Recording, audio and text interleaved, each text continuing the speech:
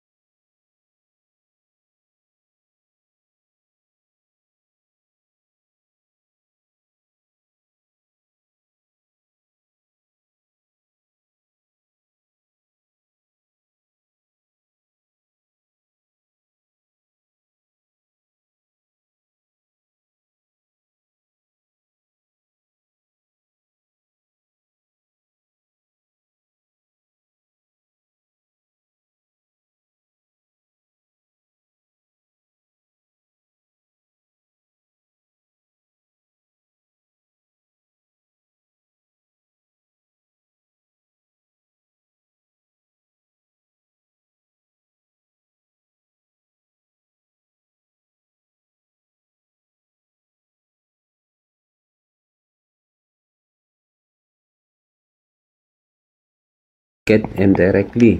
M is just simply y prime is equal to ddx of the quantity x minus 2 minus x squared, and then use when x is 1. Saan ang galing ito?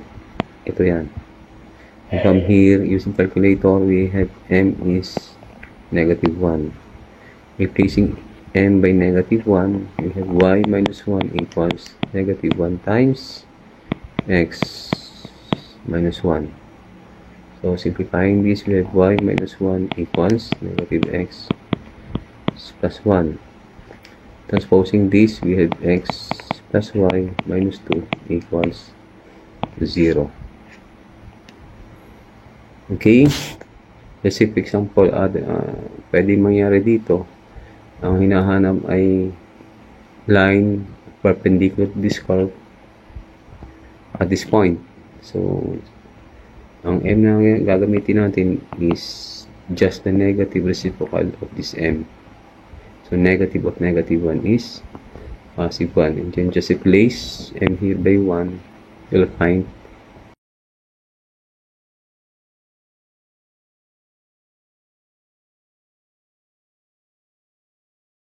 okay, for problem number 5. Here we are asked to find the angle of intersection between the curves y equals x squared plus 1 and y equals x plus x raised to negative 1. So the formula here is P is arctangent of m2 minus m1. Let us assume that is our curve 1, this one is curve 2. So here m1 is simply derivative of this, which is 2x, while m2 is derivative of this. This is what? 1 minus x raised to negative 2. So here we need to find the value of x. To find the value of x, just equate the 2. This will give x squared plus 1 equals x plus x raised to negative 1. And from here, using calculator, x is equal to positive 1. Other values of x are imaginary. So we don't need that values. If in case na siya ay real, of course, you have to use that values. Kung halimbawa, wala sa choices yung sagot, even x is 1. So let's find out. When x is 1, m1 is equal to 2 times 1 is 2, while m2 is equal to 1 minus 1, which is 0. Therefore, P is arctangent of m1, m2 is 0 minus 2. This will give negative 63.44 degrees. So it's a typographical error. Pero this is the correct answer. So this is negative, make this positive. Okay. Now, for problem number 6, at what point on the curve y equals x raised to 4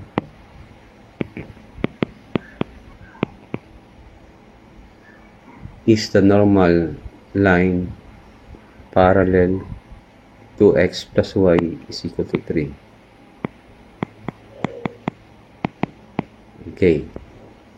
So, in problem number 6, you are asked to find the point on this curve in which the line is normal to this curve, at the same time parallel to this line.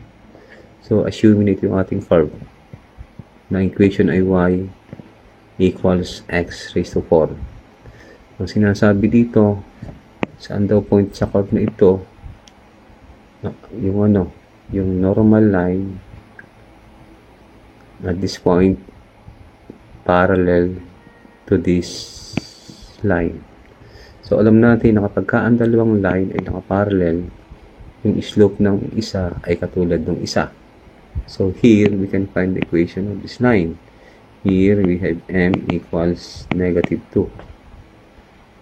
Okay, just differentiate this. We have y prime plus 2 is 0.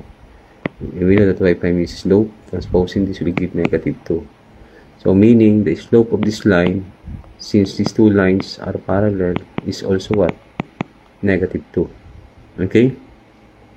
Now, at this point, it's a point P, HK, ang kanyang coordinates. Makukuha natin ng slope. Diba? Ano bang slope dito? Just the derivative of this with respect to x at x is equal to h. So, we have, let's say, the slope of this line is m1. Differentiating this will give 4x cubed. Since these two lines are perpendicular, we see that m1 is negative reciprocal of m. We have negative 1 over m. Our m1 is 4x cubed, and then our m is negative 2, so we have here positive 1/2. And from here, x is equal to 1/2. And when x is 1/2, y is equal to 1/16. So the final answer is 1/2 ang kanyang x coordinate, samantalang y coordinate ay y/16. So kung titingnan niyo yung ating mga sagot, we can apply here principle of passing through. The only problem is if you're going to substitute or replace x and y by the coordinates of the choices, all points will satisfy the given equation y equals x raised to 4. So meaning, principle of passing through is not advisable to use to solve this problem. Just do this kasi madali naman. This way. Okay? Now, for problem number 7, ang sinasabi dito, the tangent to y equals x cubed minus 6x squared plus 8x at this point intersect at this curve. Ang hinahanap dito ay find the point of intersection. Okay, so if you assume that the curve of this equation is this one. Okay, let's say this is our point, coordinates are 3 and negative 3. Ang sinasabi dito, meron daw tangent at this point, tangent, and then nag-intersect pa doon sa ating curve na ito. Okay, so ang hinahanap dito, itong point of intersection ito is ito x1 and this one is y1. Okay, so since this red line is tangent to this curve, we can find the slope of that line, right? Okay, doing so will give what? M is just the derivative of this. We have 3x squared minus 12x plus 8. Okay, we know that this slope, the value of this slope can be found using x is equal to 3, this one. So here m is equal to 3 times 3 squared minus 12 times 3 plus 8, and the answer is 27 minus 36 plus 8 is negative 1. So m here is negative 1. Okay, so ang hinahanap dito x1 y1, alam natin na pwede makuha natin ratio ng dalawang yan. You can find the slope of this using these 2 points. We have y1 plus 3 over x1 minus 3. This is also equal to negative 1, same as this one. Okay, and then from here we say that y1 plus 3 equals negative x1 plus 2. Okay, from here we see that x1 plus 3, you can cancel this, therefore x1 is equal to negative y1. So let us call this equation. We need another equation. Alam natin na ang curve na ito, na kung saan equation na ito ay dumaan dito, again, principle of passing through. Ibig sabihin, when x equal to x1, y equals y1. So we need to replace x here by x1 and y by y1. We have y1 is equal to x cubed. So x1 cubed minus 6x1 plus 8x1. Since x1 is equal to negative y1, so we have here negative x1. You see that y1 is negative x1. Okay?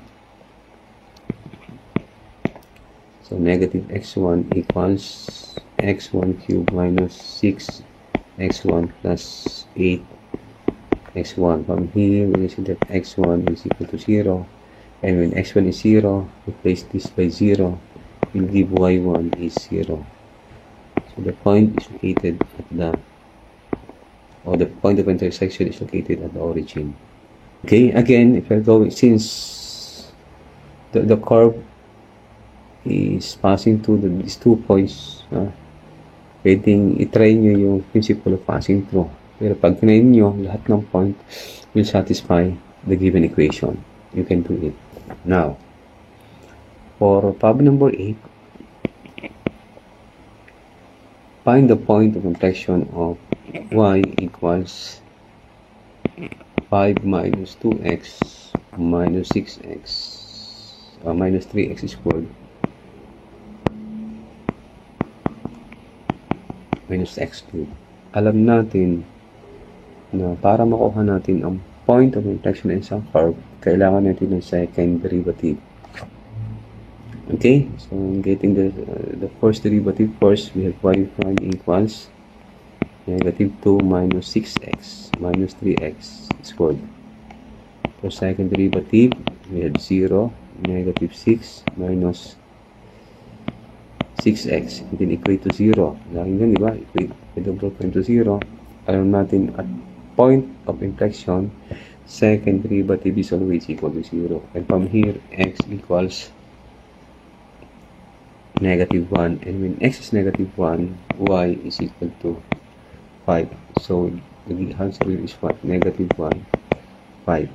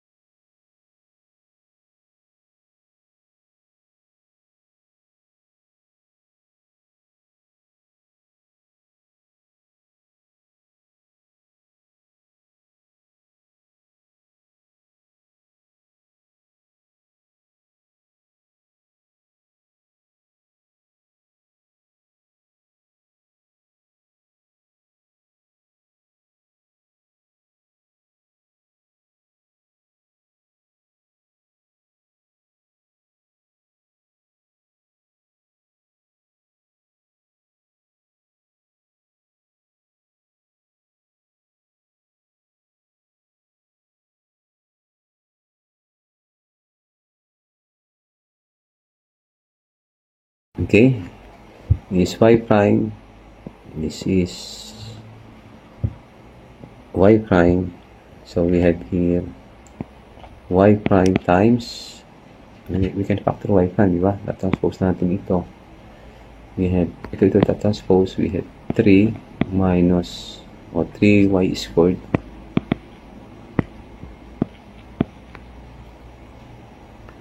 minus 4x squared y equals 4x y squared plus 4x cubed, minus 4x cubed, not plus. Okay, if you are going to look at the choices, the answer is letter B, because here y is 4x y squared minus 4x cubed over 3y squared minus 4x squared y. Okay. Now, for problem number 10, we are asked to find the point on the ellipse x squared minus 2xy plus 4y squared equals 12. We are asked to find the point on this ellipse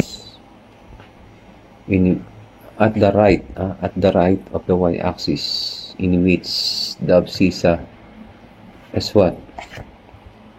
Has its latest value Okay, so yung abscissa natin dito ang ating i-maximize. So here, we'll apply implicit differentiation. Since we are what? We are maximizing the abscissa. So instead of taking ddx, just what? Take ddy.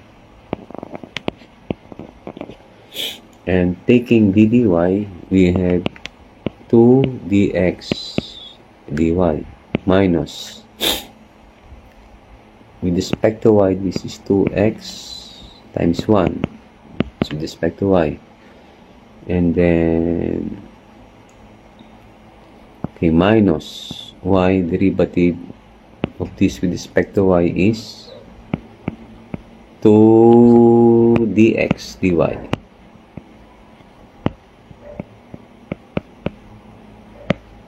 And then plus with respect to y, this is 8y equals 0. So since we are, as I've said, we are maximizing the abscissa, dx dy should be 0. When this is 0, this equation will become what? Negative 2x plus 8y equals 0. And from here, we can say x is equal to 4y. When x is 4y, using the given equation, x squared minus 2xy plus 4y squared is 12. Replacing x by 4y, we have 4y squared minus 2 times 4y times y is y squared plus 4y squared equals 12. 16y squared minus 8y squared plus 4y squared is 12. 16 minus 8 is of course 8 plus 4 is 12. Y squared is 12. Y is plus or minus 1. So when y is plus or minus 1, x is equal to, when y is equal to 1, x is equal to 4. So we have here 4, 1. And when y is negative 1, x is negative. When x is negative 4, nasa left side yun ng ating y-axis. So the answer is 4, 1. For problem number 11, here we are asked again, for problem number 11, we are asked to find the point of inflection of this curve. So again, we'll take the second derivative of this equation and then equate to 0 to find the point of inflection. So alam natin na ito ay pwede nating i-express ng y as a function of x alone. Okay, gawin natin para madali natin siya differentiate. So here you can see that y is equal to 2 minus x squared raised to 3 halves. Okay, for the first derivative we have 3 over 2 times 2 minus x squared. 3 halves minus 1 is 1 half. Derivative is negative 2x. Can cancel this, so y prime is negative 3 times x times 2 minus x squared raised to 1 half. For the second derivative, we have y prime is negative 3, copy x, differentiate this is 1 half, 2 minus x squared raised to 1 half minus x, negative 1 half, derivative is negative 2x plus 2 minus x squared time raised to 1 half times derivative of x, which is 1. Y double prime is 0, so equating this 0. This will give x is 1, and when x is 1, replacing x here by 1, we have y is also 1. So the point of inflection is located at 1, 1, 1.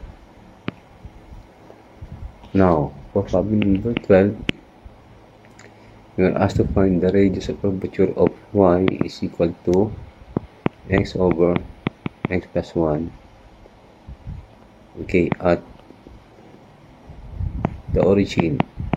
Okay, so we know that r is equal to 1 plus y prime squared raised to 3 halves all over y double prime. Okay, given y equals x over x plus 1. Okay, to find the second derivative, we need to find first the first derivative. Y prime is, of course, we need the first derivative because involved in our formula is first derivative, as well as for second derivative. You can apply u over v. Okay, copy v, and then square it, and then copy the denominator, differentiate the numerator, minus numerator, differentiate the denominator. Then here y prime is what? X minus x is 0, 1, this is 1 over x plus 1 squared, or x plus 1 raised to negative 2. For the second derivative, we have negative 2 times x plus 1 raised to negative 3. Okay, at 0, 0, so when x is 0, our y prime is 1, while y double prime is negative 2. So, substituting this formula will give r equals 1 plus 1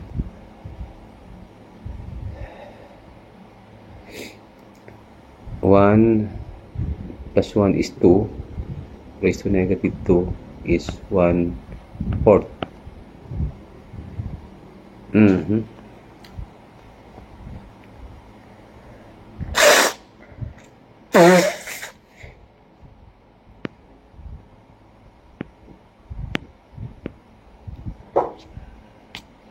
Okay, for problem number 12, we are asked to find the radius of curvature of y equals x over x plus 1 at the origin. Okay, so we need to get the radius curvature, we need to use this formula, 1 plus y prime squared raised to 3 halves all over y double prime, be absolute. Okay, getting y prime, we have y prime is, apply quotient formula, we have x plus 1 squared here, copy x plus 1, differentiate x is 1 minus, copy x, differentiate the denominator is also 1. Simplifying this will give 1 over x plus 1 square. This can be written as x plus 1 raised to, mas madaling differentiate kapag nasa taas siya. Okay, for y double prime, we have negative 2 times x plus 1, negative 2 is negative 3. And then when x is 0, now ating y prime, when this is 0, okay, we have 0 plus 1 is 1, so this is 1. Y double prime is negative 2 when x is 0. So using this formula, we have r equals 1 plus 1 squared is 1 raised to 3 halves all over y double prime. Absolute is of course 2. And this is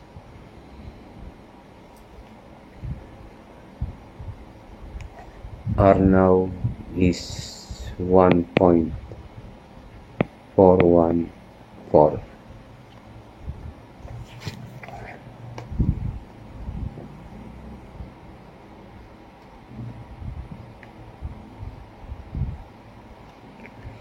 Okay, now for problem number 13,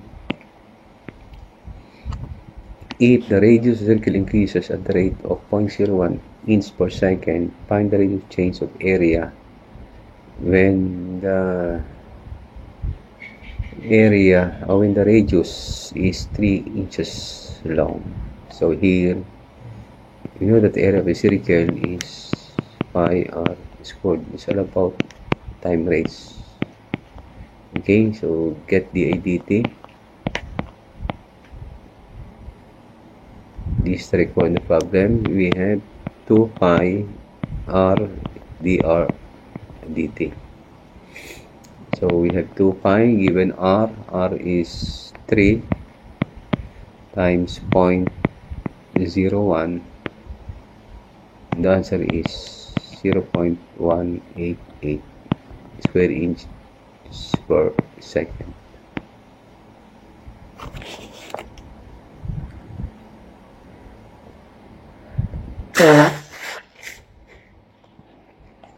For problem number 14, a point moves in the parabola y equals x squared, so that each abscissa increases at the rate of 3 feet per second. So pag sabi rate of abscissa, that is dx dt, is 3 feet per second. Find the rate of ordinate when x is equal to 2. So differentiating with respect to time, we have dy dt. Dy dt is the rate of ordinate, is 2x dx dt. Our x is 2, our dx dt is 3, so the answer is 12 feet per second. Problem number 15. One leg of a right triangle is always 6 feet long, and the other is increasing at the rate of 2 feet per second. Find the rate of change of hypotenuse when it is 10 feet long. So here, ang sinabi sa problem, ang isang leg daw ay laging ang haba ay ng ating right triangle, ang haba ay anong sinabi? 6 feet. So assuming ito yung ating 6 feet. And the other leg is increasing at the rate of 2 feet per second. So pag increasing siya, sabihin variable yan. Lalagay natin dito. Let's say this is x. Humahaba ang isang side, of course, humahaba rin yung ating hypotenuse. Let S be the hypotenuse. So here we have, okay, S squared equals 1. 6 squared plus x squared. The required is the rate of change of hypotenuse.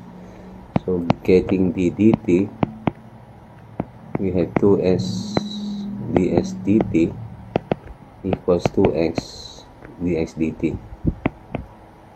Cancel, ds dt is equal to x over s dx dt. Okay, alam natin yung s ay given. S is given as 1. Okay, when it is 10 feet.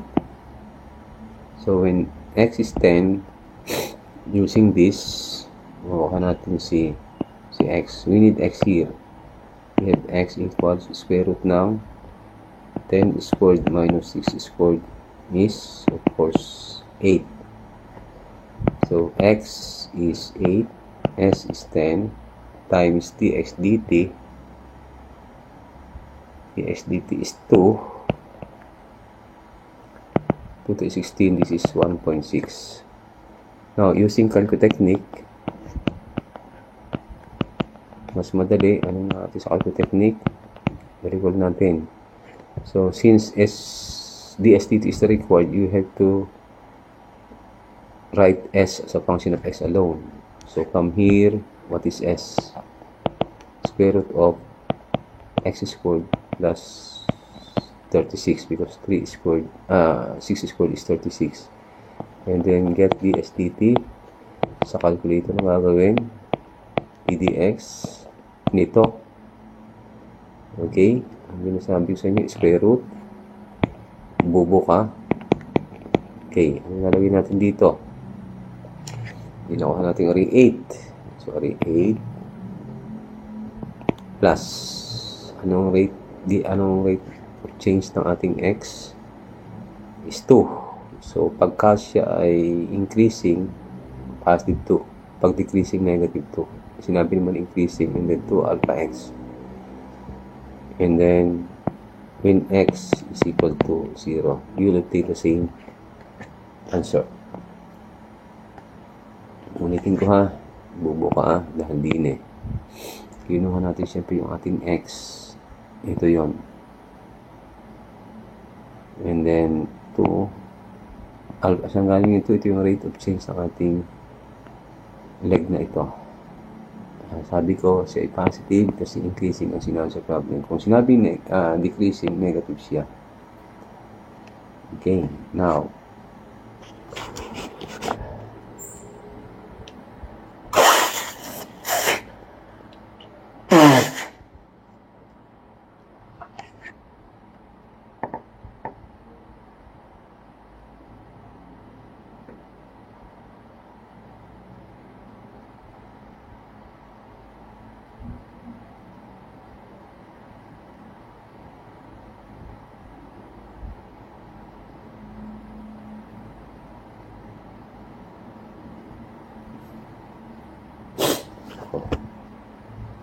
square pala yun.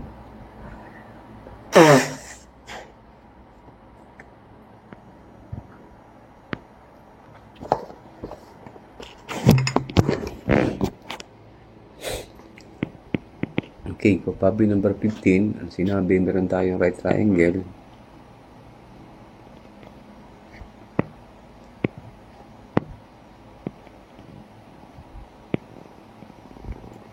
Na kung saan ang isang leg ay fixed at 6 feet while the other leg is changing. Let's say this is x. We are asked to find the rate of change of hypotenuse. Let the hypotenuse be equal to s. So here, using Pythagorean theorem, we have s squared equals s squared plus 36. The required is ds dt. So take the dt of this. We have 2s ds dt equals 2x dx dt. We can cancel 2 here. So ds dt is x over s times dx dt. Here our s is given as 10. And when s is 10, using this, we can find x is 8. Replacing x by 8, s by 10, and dx dt by 2, we'll get 1.6. Using calculus technique,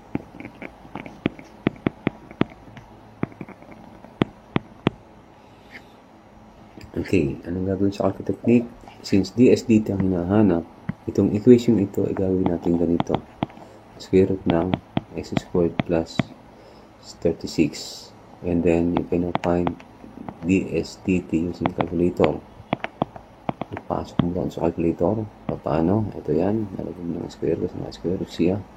Bobo ka kasi variable siya. Copy 36. Okay. X is 8. Yun nakuha natin. Plus siya kasi sinabi increasing at the rate of 2. Ano ba siya? 2 feet per second. So, 2. Kung sinabing decreasing, negative 2. Then just write alpha x. Since may 2 din eh, lagyan dito ito baka makakalimutan. And this always x is 0. This is of course 1.6, the same as this one. You can try it. You can check.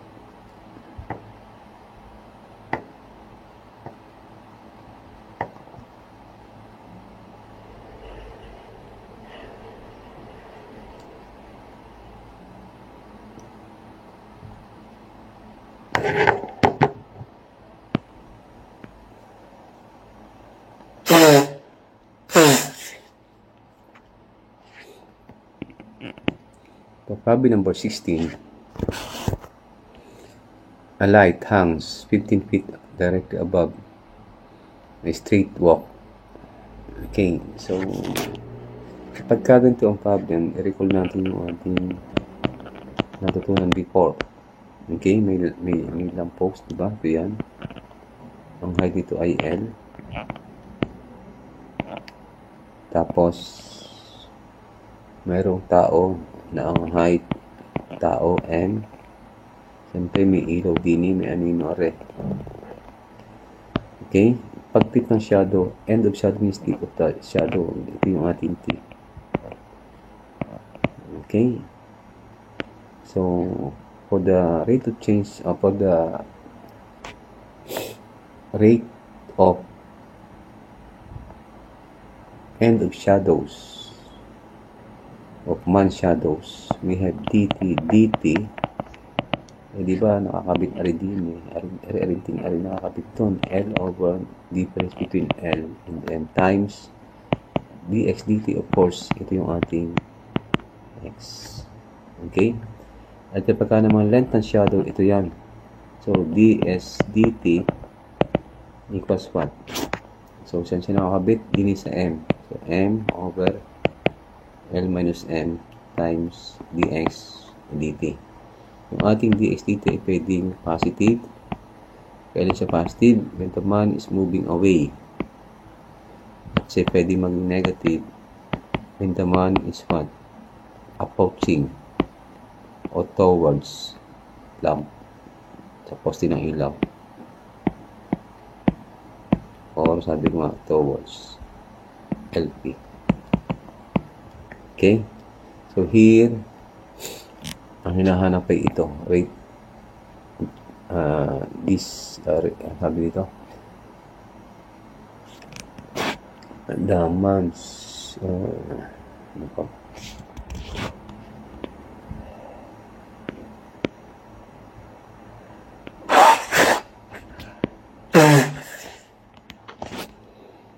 Problem number 16, ito ang ating i-recall, ha? Ito yung ilaw, ito yung poste, ito yung tao, ang height ng poste ay L, ang height ng man ay M, siyempre may ilaw din may shadow, ito yung tip ng shadow, si T from L, so ang hinahanap dito ay dt dt, okay, LC kasi nakakabit siya sa L, over L minus M times dx dt. Ano yung dx dt? Ito yun, yung bilis ng paglalakad ng man kung siya lumalangad. Okay? Now, for the rate of change ng length ng shadow, let's say S, we have ds dt. Nakakabit siya din Ito yan. So, M naman siya din L minus M times dx dt. Yung ating dx dt ay pwedeng positive. Kaya siya positive kapag yung man ay moving away from LP o from lamp post. So, we have away. At kapag naman siya ay approaching or towards, it should be negative. Towards LP. Okay? Here, our height of man is 6, height of lamp is 15, and dx dt is positive 3. Itong hinahanap sa may sagot dito ay dt is actually 5 mph. Tapos yung ds dt na kung saan siya yung nasa choices, di ba ang man natin ay anong height? 6 over 15 minus 6 times 3. So, this is 2. So, pag nangyayari sa board exam, mapipilitan kung isagot mo ito since wala ito sa choices. Pero ang tamang sagot ay 5 mph. Okay? For problem number 17, the base diameter and altitude of a directional cone are observed at a certain instant to be 10 and 20 inches respectively.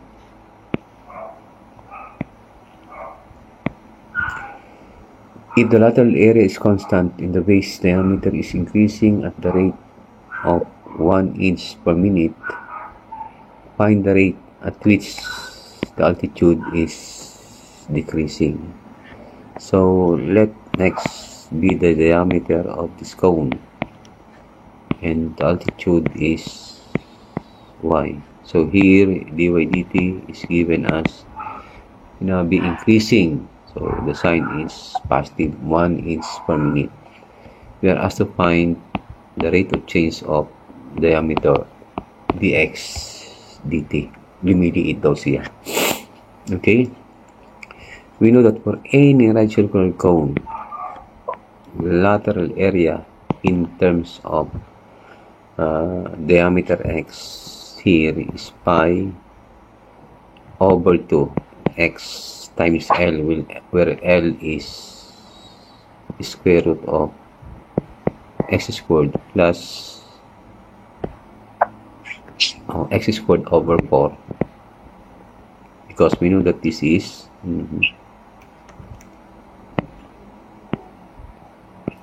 x over 2. We have x squared over 4 plus y squared.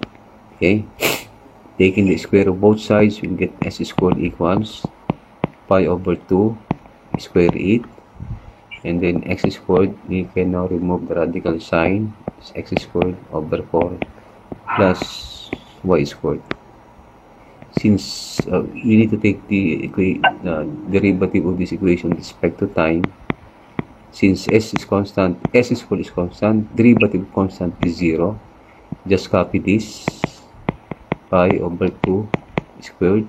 You can distribute this x to the 4th over 4 plus x squared plus x squared times y squared. Okay, the dt of this is, we have x cubed dx dt plus x squared times 2y dy dt plus y squared times 2x dx dt.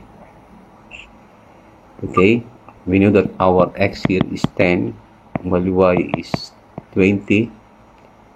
Using this equation, we'll find dx dt is negative 2.25. Negative because the rate of change of diameter is decreasing. Kayat yan, tubig. Yawa naman. Ay, nako. Number 18. A clock has sense 1 inch and 1/3 over 5 is 0.6 respectively. At what rate are the ends of the hands of the clock approaching each other when the time is 2 o'clock? Anak ng pating. Nalaglag pa. Okay, for problem number 18. Ako.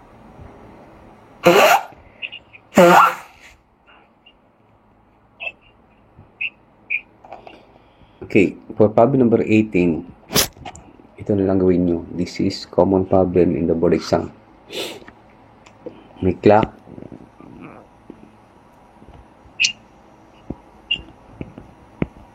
Okay. May minute hand and may hour hand. Ito yung ating hour hand. Ito yung ating minute hand. Pwede ba yung tip na ito ng minute hand sa hour hand ay lumalapit for this case. Okay. So, this is theta. This is constant h and this one is m. And let's see, this is s. Ang hinahanap dito ay ds dt. So, here by cosine law, we have s squared equals m squared plus h squared minus 2 mh and then cosine theta. Differentiating this with respect to time will give 2s ds dt. This is constant 0 0, and this was derivative of cosine is negative. Sine negative negative is positive. 2 h sine theta d theta dt. here our ds dt is m h sine theta d theta dt all over s. Okay? Ano yung ating s? Makukuha mo siya dito. Square root of m squared plus h squared minus 2mh and then cosine theta. Now, paano makukuha yung d theta dt? Ito kasing d theta dt for any clock is constant. Okay? Let's just find the value. Alam natin na itong ating minute hand at hour hand ay parehong gumagalaw in a clockwise direction. So, pag ang dalawang bagay ay gumagalaw, automatically, meron silang tinatawag na relative speed. Okay? And d theta dt is equal to 1. The rate ng minute hand minus rate ng hour hand. Okay? So, alam natin ang d theta and dt di ba theta is 30 degrees per how many minutes? Per 5 minutes. Okay, so meaning this is 30 over 5 is of course 6 degrees per minute. So ito yung ating rate ng minute hand. Now, for our hand, d theta is dt. This is still 30 degrees per hour. Okay, we know that 1 hour is 60 minutes. So we have 30 degrees per 60 minutes. So we here 0.5 degrees per minute. So ginawa natin siyang degrees per minute para pwede natin kang i-combine. So here we can find d theta dt. Subtracting that will give 5.5 degrees per minute. Okay? Again, itong ating d theta dt, like dun sa ating shadow kanina, pwede siyang positive at pwede siyang negative. Kailan positive? Kapag yung ating minute hand is moving away from what? From our hand. At siya negative kapag yung ating minute hand ay approaching. So, in this particular case, at 2 o'clock, itong ating minute hand, ito, kita nyo ito, approaching siya, negative ang gagamitin nyo. Okay. So, we will use calculator technique here. Okay, paano gagamitin ang calculator technique? So, just get the SDT of this. Okay, huwag na lang natin gamitin ito. Calculator technique na lang. Okay? So, here, ddx. Kayo nyo lang ang mag-substitute ng value ng m tsaka ng ating h. Ito lang ang mahalaga. Ang gawin nyo, i-mode decrease nyo ang calculator. Okay, at 2 o'clock,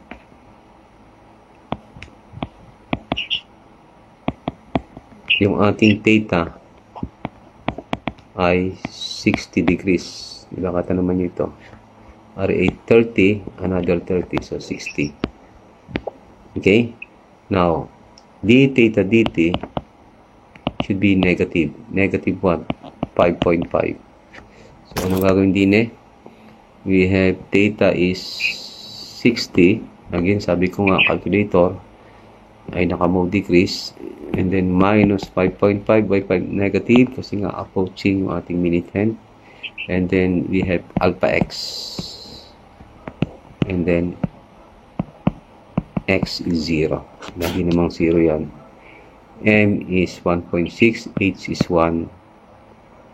You can find ds dt.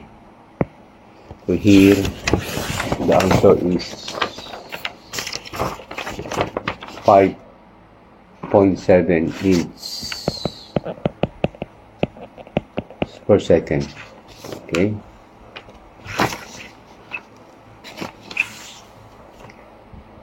Now, For problem number 19, a ladder 20 meters long stands on the central floor and leans against a vertical wall. If the top of the ladder slides at the rate of 0.5 meter per second, find the rate at which the angle between the ladder and the wall is changing when the foot of the ladder is 12 feet from the wall. Okay, so dito may wall, ito yung ating wall. May ladder nakasandal sa wall. So yung angle between ladder and the wall, let's say area theta. Alam natin ang ating ladder ay constant ang length na 20. So lagay na agad ang 20. Kapag ito'y bumababa, siyempre rin nag-i-slice to the right. Ito'y x kasi nagbabago ang distance sa redine from the wall. And then siyempre nagbabago rin ito, y siya. Okay? Ang hinahanap dito ay d theta dt. So here we need to solve for theta in terms of, we need to find theta in terms of y. Hindi natin sasama. Okay?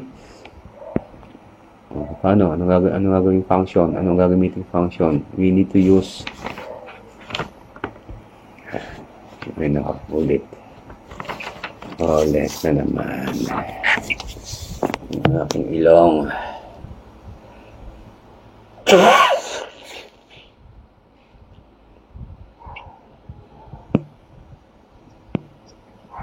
Bilang ganun sa'yo na, Fred. Okay, number 19. Here, given yung ladder. Yung ladder daw ay nakasandal sa wall. Kasi yan ang ating ladder. Mali. Okay, in problem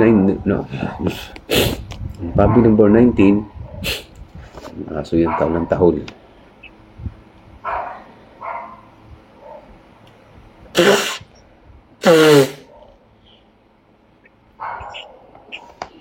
Okay, for problem number 19, given dito yung ladder, ang haba ay 20 meters. Nakasandal siya dun sa ating wall. Ito yung ating wall, ha? Okay? So, ang ating ladder ay nag-i-slice to the right. Bakit? Kasi yung kanyang top ay nag-i-slice downward. So, pababa siya. Ito naman ay pakanan. Sorry, x, y. Ito yung angle between the ladder and the wall. Ang hinahanap dito ay d theta dt. Ganyan, ha? So, here, hindi natin ito gagamitin. Kasi ang given dito ay dy dt na kung saan siya ay 0.5. It should be negative. Why negative? Kasi nga, siya ay paliit. So, ano gagawin natin dito? Gagamitan natin ang calculus technique. Okay, paano gagamitin ang calculus technique?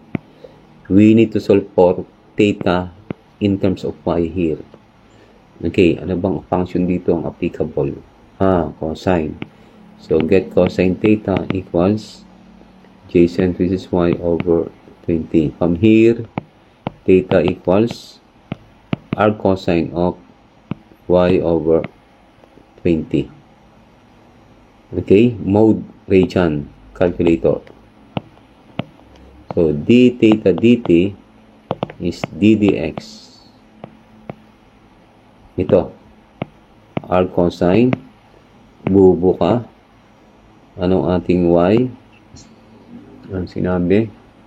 When the foot of the ladder is 12 meters from the wall. So, meaning, ito daw ay 12 meters. Yung at foot, ito yung foot. Okay? So, from here, makukuha natin kasi kailangan nandito si y.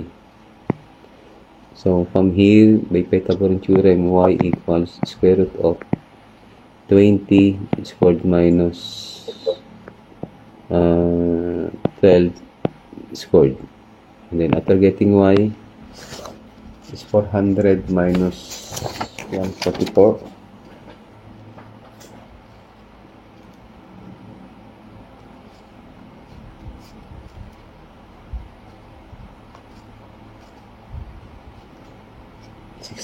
So square root of 16 is 4.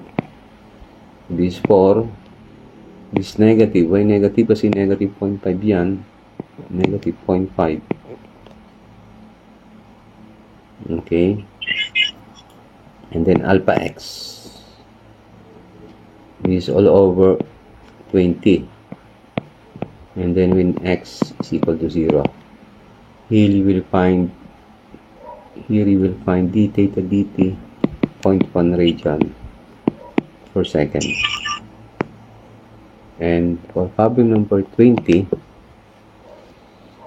a conical glass has radius of 5 meters and altitude of 12 meters are being filled at the rate of 10 cubic centimeter per second. How fast is the surface rising when the liquid is 6 meters deep? So, dito given yung ating conical glass. Ito yan. Na kung saan yung kanyang radius 5 at yung kanyang altitude ay 12. You see, at this instant, ito yung kanyang radius x, ito yung kanyang y. Ang hinahanap dito ay how fast is the surface rising. Ito yung surface. When the liquid is 6. So, dy dt dito ang hinahanap. Ito may common problem na kung saan nabigay ko sa inyo dati ang solution. So, here, at this instant, the volume is 5 over 3x squared y. By ratio proportion, we have x is to y is equal to 5 is to 12. So, x here is 5 over 12 times y. Replace x here by 5 over 12. So, b is 5 over 3. 5 squared is 25 over 144. Y squared is y cubed. Differentiating this, by the way, may napasok dito na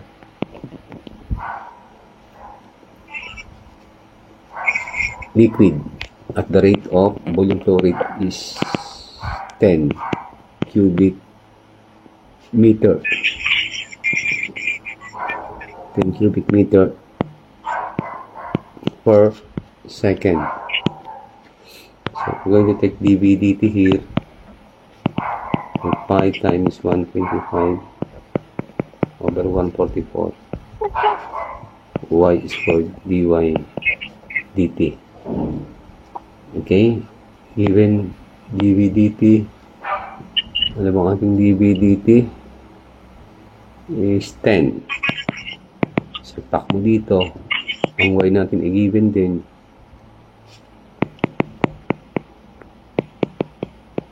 Ang ating y 6 squared. Okay, from here we can find dy dt equals 0.53 meters per second.